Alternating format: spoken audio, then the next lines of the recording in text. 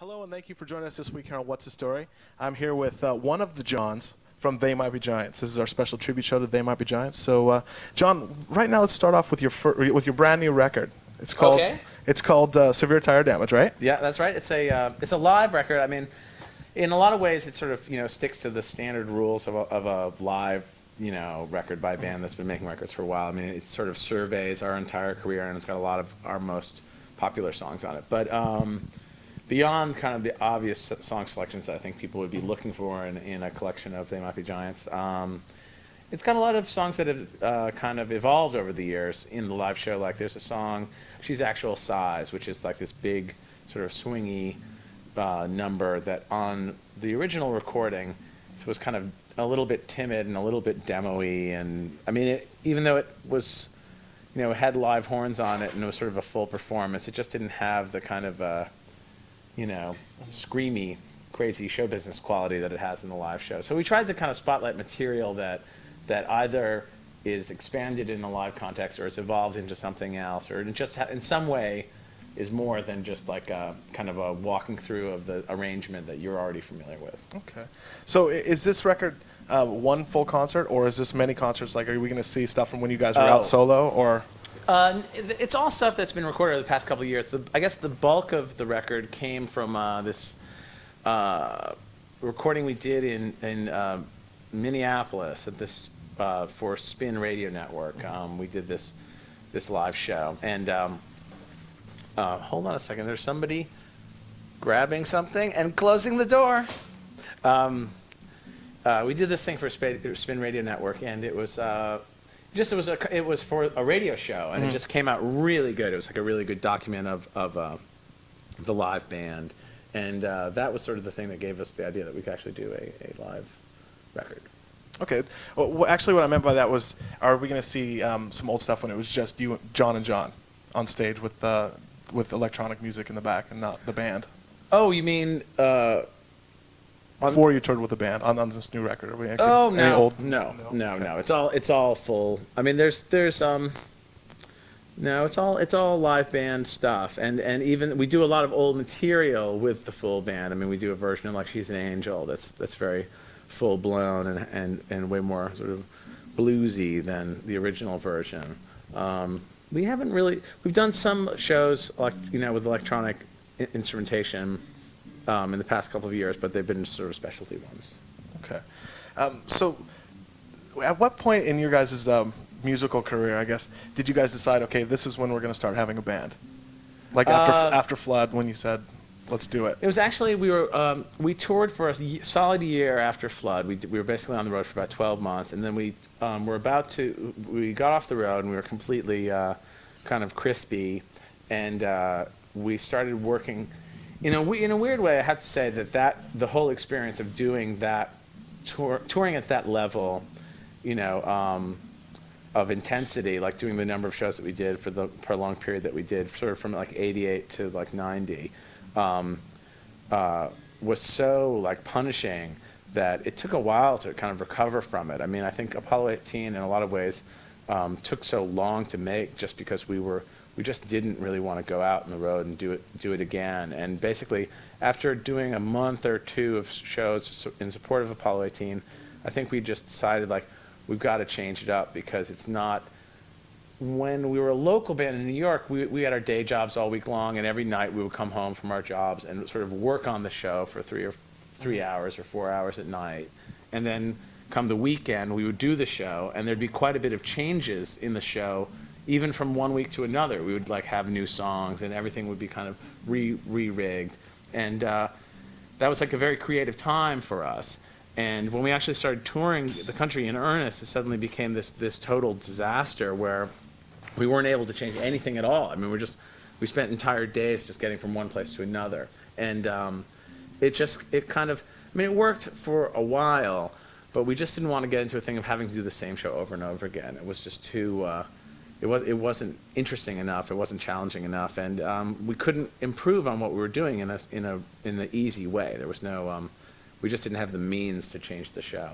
So when we finally took on having a live band, there were a lot of things that we had to adjust to, but it definitely opened up the show a lot. We could do a much bigger, repertoire of songs. That's what the PA sounds like, really loud. It probably didn't sound like anything on these mics, but it was really loud in here. So one of the things that I find the most respect in being a fan, one of your fans, is the fact that over the past like 12 years, you guys have not changed your style of music at all. I mean, well, you've stuck to what works. I mean, some records are going to be a big hit, some aren't. But and so, what has kind of led you guys to say, let's just keep plugging away at this kind of music that we enjoy making? Well, I mean, that's an interesting.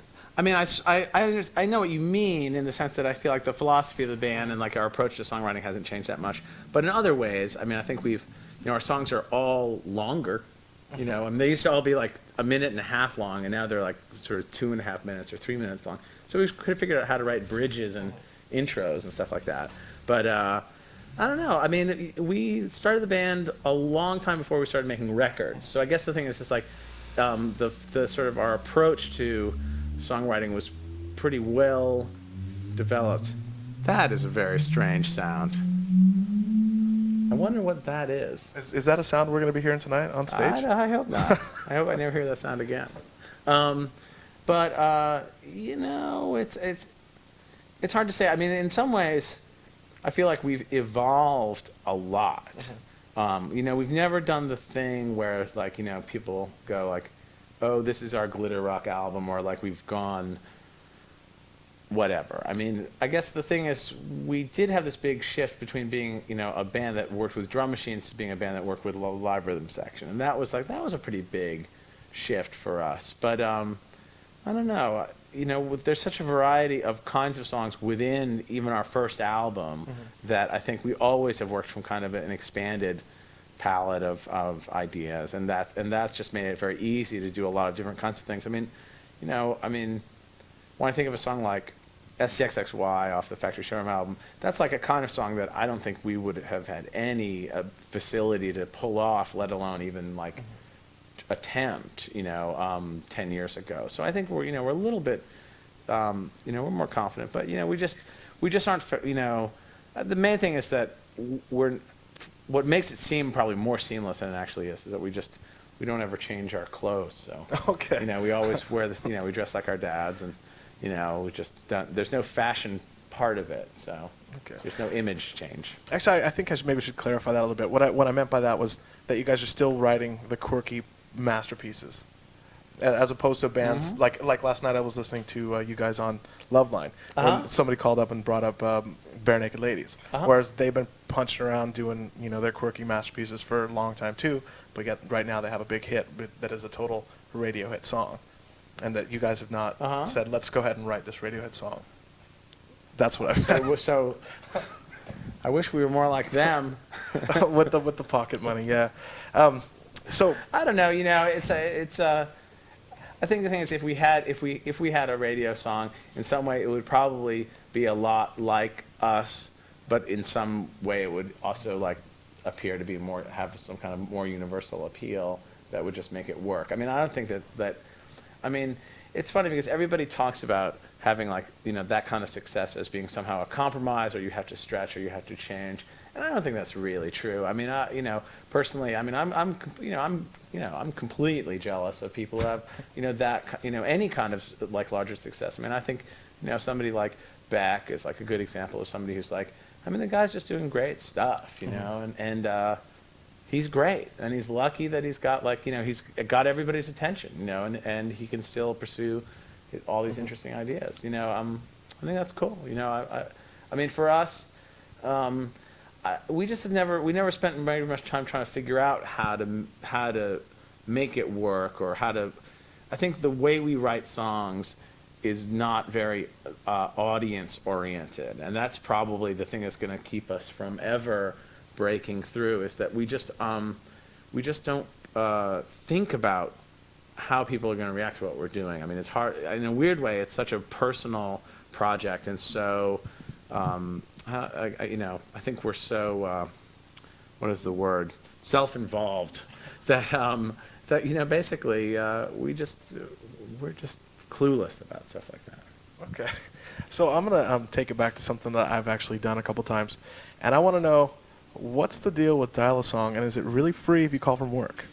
Well, it is. Any phone call is free if you call from work, unless, of course, they're monitoring your calls. We actually have a Dial-A-Song service online now that just started at dialsong.com, and it's exactly what it sounds like. You know, go to the site or you call the phone number, which is on all our records, and you just hear the song by us, and it's always an unreleased song, and it changes pretty frequently. On the phone line, it changes every hour, and on the website right now, it's changing like every week. But we're trying to, you know, it's just started, so we're trying to up the ante, but we haven't figured out a program, a computer program that can change it automatically yet. It's going to take a little bit of software R&D to get it going. So one question I want to ask you about a song off the last record, and that is a song that you brought up a couple minutes ago, Sexy, SEXXY. So I read that you guys didn't write that song, that's right? Or did you write that song? No, I wrote that song. You did write that song? Yeah. Okay, I must have been like spacing there.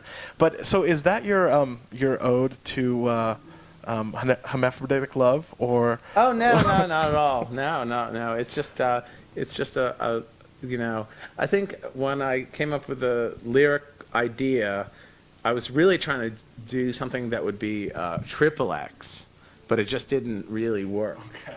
You know, I mean that was sort of the original intention, and it just came out with 2. So, you know, I think a lot of people, you know, they get into this XXY chromosome thing that, you know, it's too freaky for me, man. It's not my bag.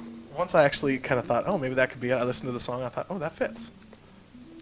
No. Yeah. Well, I mean, all sex is like gender related. So, I mean, in a way, it fits, but it wasn't the intent. Okay. All right. So, when can we expect a full new, brand spanking new album from you guys? Studio album? We're going to get off the road in the end of October, and basically all through the winter, we're going to be working on our next record and recording it. And we've got a lot of material already written, and you know, we're looking forward to writing more, and it'll be out probably, you know, next fall, I would imagine, something like that. All right, well, I just want to say thank you right now to John from They Might Be Giants, and to the other John who isn't here right now. And I want everybody out there to look for their new live album, Severe Tire Damage, here on What's the Story.